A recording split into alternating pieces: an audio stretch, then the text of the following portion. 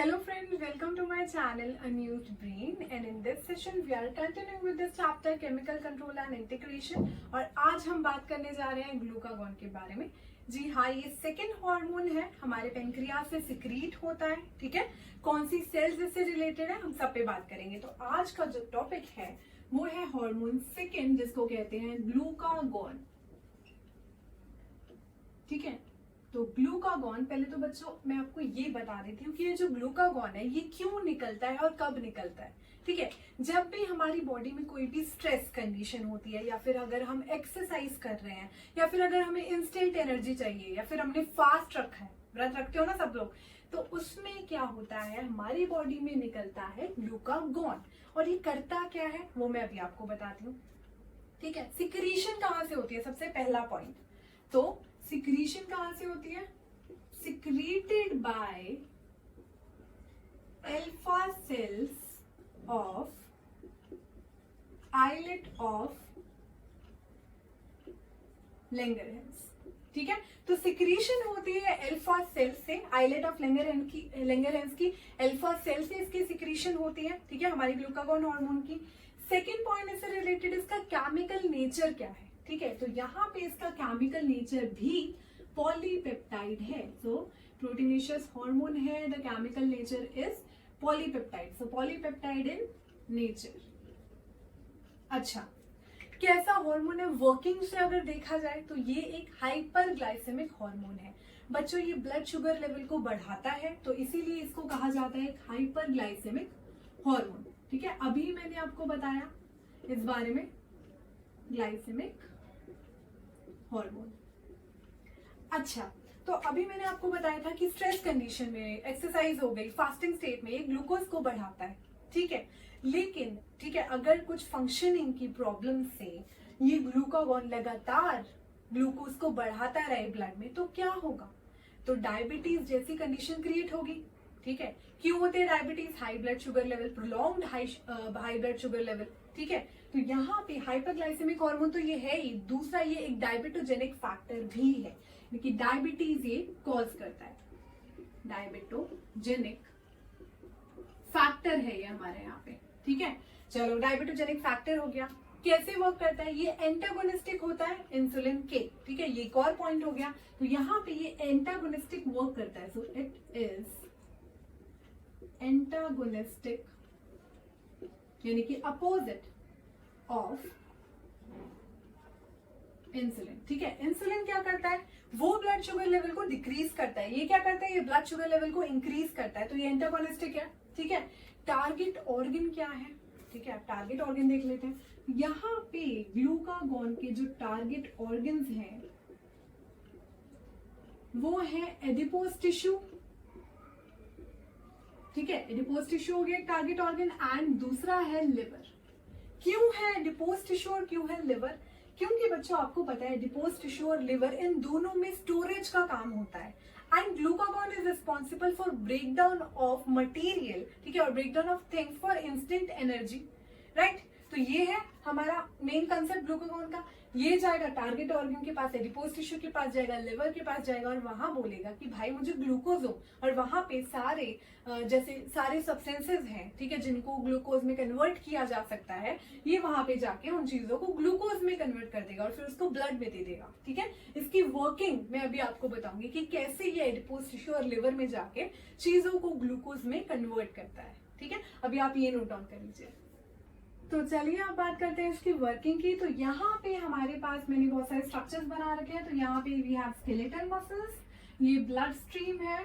ठीक है, यहाँ पे पेनक्रियास मैंने बनाया है। ठीक है, ताकि आपके लिए इजी हो जाए, ये ऐसे मैंने इसको फिक्स किया, एडजस्ट किया। ठीक है, यहाँ लिवर हो गया हमारा ऑर्गन, यहाँ एडिपोज टिश्यू हो गया। टारगेट ऑर्गन मैंने आपको बताया था कि adipose tissue and liver is the only target organ, but मैंने स्केलेटल मसल भी बनाया है क्योंकि मुझे इसका भी इफेक्ट आपको बताना है। तो यहाँ पे सबसे पहले स्केलेटल, अब ये हो गई ब्लड स्ट्रीम। ठीक है, तो इसको स्टार्ट नहीं करते हैं, पहले थोड़ा सा देख लेते हैं। तो अभी क्या स्टेट है ब्लड में, कैसा ग्लूकोज लेवल है, कम है ऑब्वियसली, ये एक हाइपरग्लाइसेमिक हार्मोन है।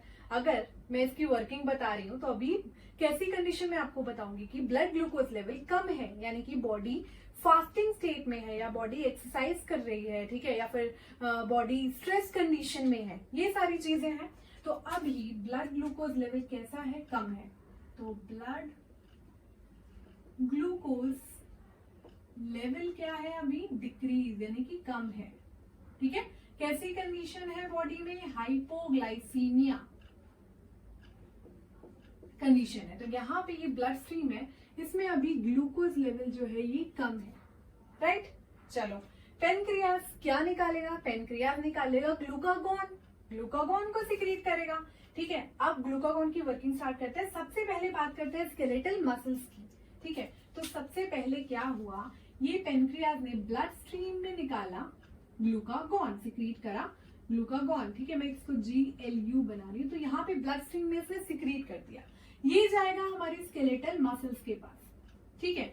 अब स्केलेटल मसल्स के पास अगर ये जाएगा तो वहां पे ये कोई वर्किंग शो नहीं करेगा, क्यों, क्योंकि स्केलेटल मसल्स के पास ग्लूकागॉन रिसेप्टर्स नहीं होते, ठीक है। अब स्केलेटल मसल्स के पास ग्लूकागॉन रिसेप्टर्स नहीं होते, इसीलिए यहाँ पे ग्लूकागॉन कोई इफेक्ट शो नहीं करेगा स्केलेटल मसल्स पे। तो यहाँ पे इसकी वर्किंग जो है वो नहीं होगी, नहीं शो होगी, बिकॉज यहाँ पे skeletal muscle do not have glucagon receptors. तो यहाँ पे नो ग्लूकागॉन रिसेप्टर्स, ठीक है। नो ग्लूकागॉन रिसेप्टर्स, तो स्केलेटल मसल्स पे कोई वर्क नहीं करेगा, वहां से ये कुछ नहीं चुरा सकता। पहला पॉइंट, ठीक है। पहला पॉइंट हमारा इससे ये है कि it do not have any effect on skeletal muscles, ठीक है। तो पहला पॉइंट ये है, do not have any effect, do not show any effect on skeletal muscles. तो शो कर सकते हैं, इसको शो कर देते हैं, ठीक है।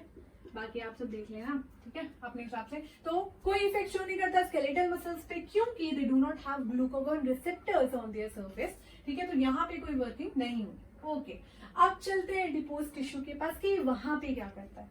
मैंने आपको बताया था एडिपोज टिश्यू ये स्टोर हाउस है फैटी एसिड्स का या फैट्स का, ठीक है।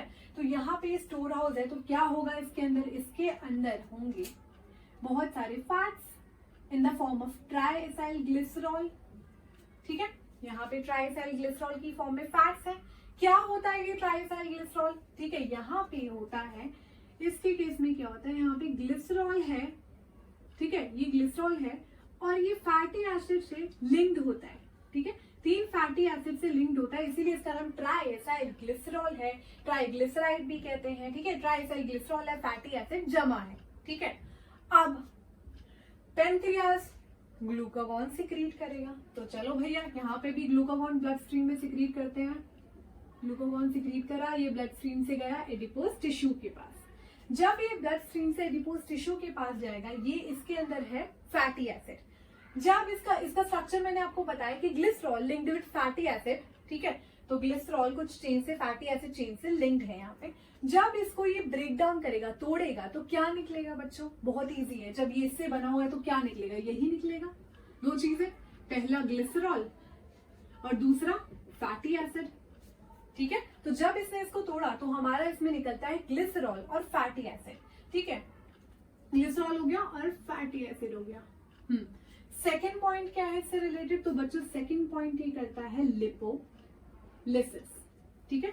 लिपोलिसिस करता है, कहाँ करता है ये लिपोलिसिस, ये लिपोलिसिस करता है एडिपोज टिश्यू में।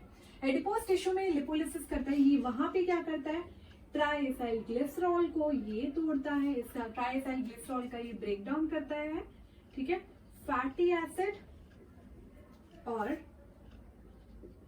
ग्लिसरॉल में, ठीक है। ट्राइएसाइल ग्लिसरॉल का ब्रेक डाउन करेगा फैटी एसिड और ग्लिसरॉल में। अब क्या होगा, ये जो फैटी एसिड है और ग्लिसरॉल है, ये दोनों जाएंगे लिवर में। चलो भाई लिवर में चलो, क्या काम अब इनका यहाँ, ठीक है। ये दोनों पहुंच गए लिवर में, ओके। तो अगर फैटी एसिड लिवर में जाता है तो ये कन्वर्ट हो जाता है बच्चों कीटोन बॉडीज में। तो सबसे पहले ये जाएगा लिवर में, उसके बाद ये कन्वर्ट हो जाएगा कीटोन बॉडीज में, ठीक है, कीटोन बॉडीज में कन्वर्ट हो जाएगा। और यहीं से, ठीक है, एक बार मैं आपको बता देती हूँ, तो यहाँ पे आया फैटी एसिड, ठीक है, ये फैटी एसिड और फैट्स कन्वर्ट हो जाता है कीटोन बॉडीज में। यही फैटी एसिड कन्वर्ट हो गया कीटोन बॉडीज में। इससे से ही, ठीक है, इसी से ही हमारा थर्ड पॉइंट रिलेटेड है, ठीक है। थर्ड पॉइंट क्या है? Promote ketone body formation. तो यानी कि ये बॉडी में कीटोन बॉडी बनाता है, क्योंकि बच्चों कीटोन बॉडी को एज अ फ्यूल यूज किया जा सकता है फॉर इंस्टेंट एनर्जी, ठीक है। अगर फैटी एसिड से डायरेक्ट ग्लूकोज नहीं बनाया जा रहा है तो फैटी एसिड से कीटोन बॉडी तो बना सकता है ना, ताकि एनर्जी तो आ जाए बॉडी में, ठीक है। स्ट्रेस कंडीशन में तो यूज कर रहे हैं। यहाँ पे ग्लूकागॉन तीसरी चीज क्या करता है? प्रमोट कीटोन बॉडीज फॉर्मेशन, ठीक है। तो कीटोन बॉडीज फॉर्मेशन करता है, ये रहा हमारा फैटी एसिड, ठीक है। तो ये जो कीटोन बॉडी फॉर्मेशन ये करवाता है, ग्लूकागॉन ही करवाता है, ठीक है। सबसे पहले ये गया यहाँ पे ब्रेक डाउन करवाया, दो चीजें निकली, उसके बाद ये फैटी एसिड और ग्लिसरॉल दोनों लिवर में आ गए। ग्लिसरॉल का फेट मैं आपको बताऊंगी अभी।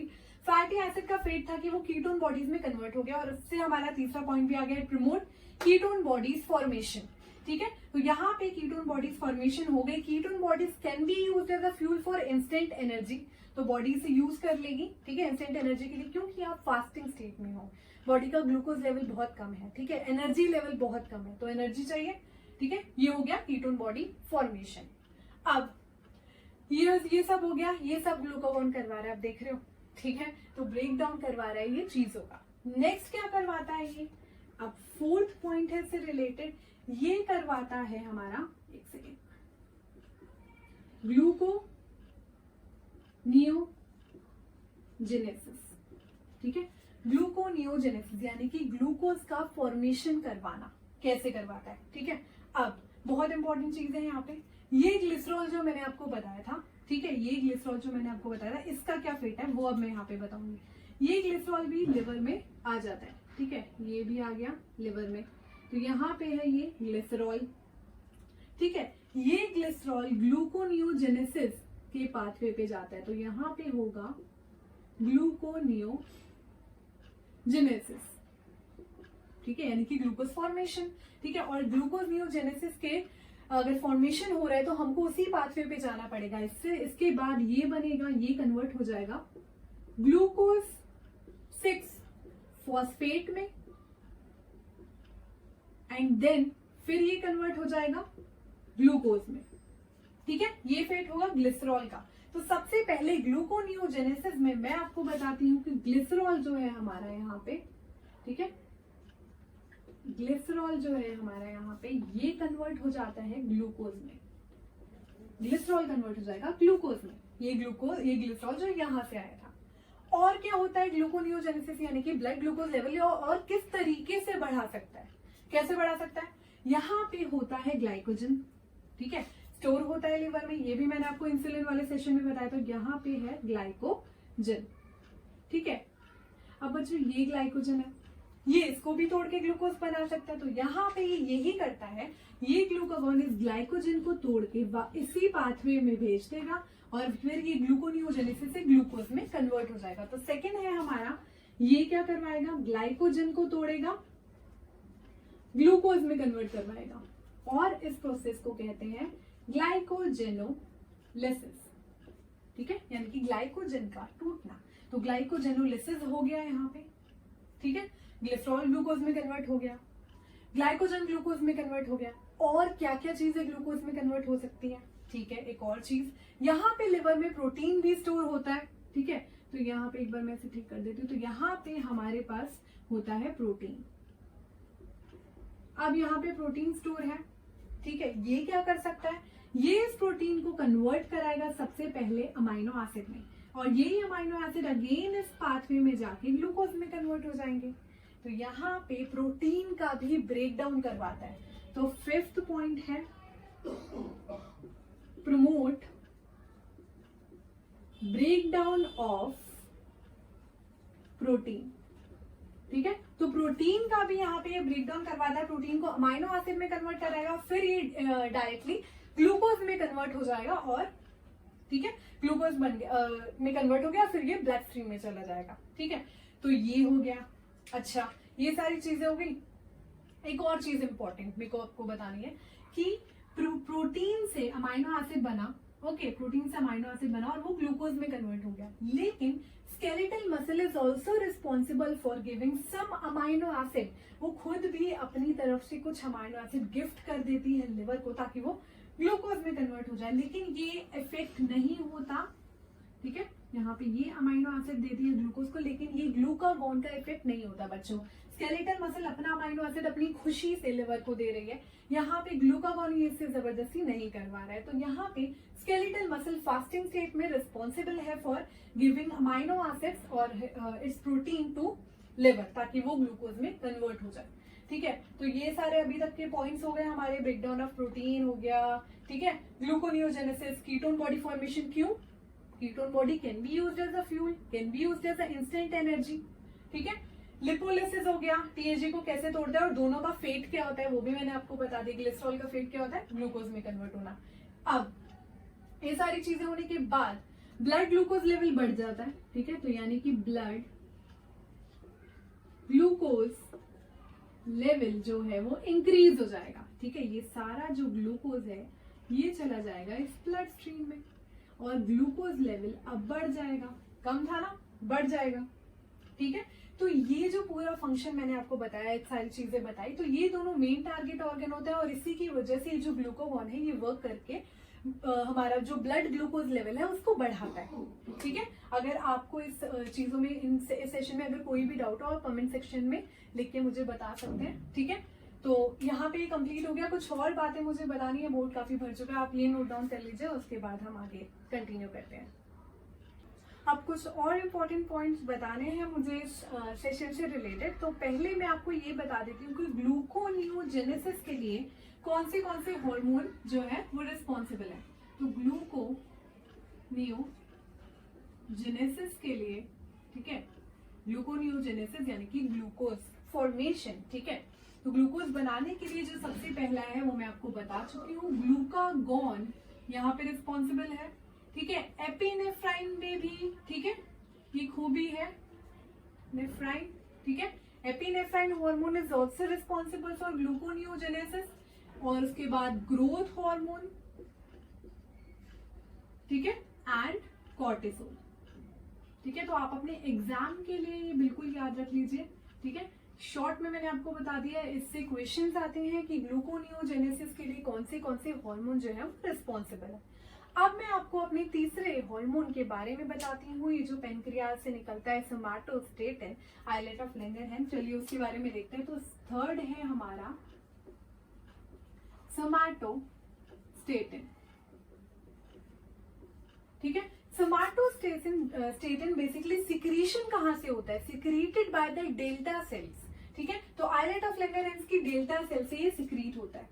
सो secreted by delta cells of islet of Langerhans। ठीक है, ये हो गया पहला पॉइंट। ठीक है, इसके बारे में ज्यादा कुछ नहीं है बताने को, मैं बता भी चुकी हूँ आपको, फिर भी मैंने सोचा कि आपको ये करवाना चाहिए। तो secreted by delta cells of islet of Langerhans. Second point, chemical nature क्या है इसका? तो chemical nature is polypeptide. Chemical nature polypeptide, so it is polypeptide in nature. ठीक है, तीनों हार्मोन पॉलीपेप्टाइड है नेचर में। अच्छा, तीसरा पॉइंट इसका फंक्शन क्या है? It inhibit the secretion of insulin and glucagon. ठीक है, when ever required in body, जब भी सिक्रीशन नहीं होनी चाहिए, मतलब कम करनी है इंसुलिन और ग्लूकागॉन की या फिर नहीं करनी है, इनहिबिट करनी है, तो ये सोमैटोस्टेटिन रिस्पॉन्सिबल है। So it inhibits the secretion of insulin and glucagon। ठीक है, ये एक छोटा सा फंक्शन है इसका, यही वन एंड ओनली फंक्शन है अभी इसका फिलहाल जो आपको जानना चाहिए। तो ये एक इम्पॉर्टेंट चीज है, ये जो आपको याद रखनी है अपने एग्जाम के लिए। ठीक है, आज के सेशन के लिए बस इतना ही। हमारे नेक्स्ट सेशन में हम गोनाड्स के बारे में पढ़ेंगे।